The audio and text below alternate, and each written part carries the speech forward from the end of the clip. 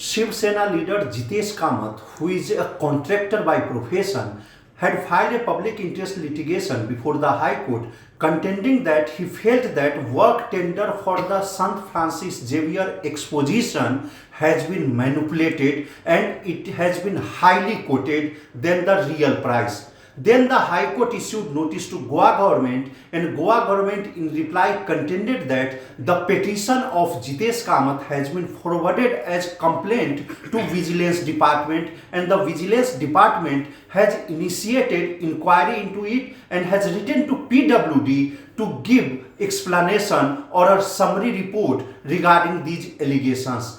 Accepting the statement of Goa government, the High Court has disposed of the PIL but has finally observed that it is expected that Vigilance Department will take this matter to its logical conclusion. Mukesh Kumar for Prudent.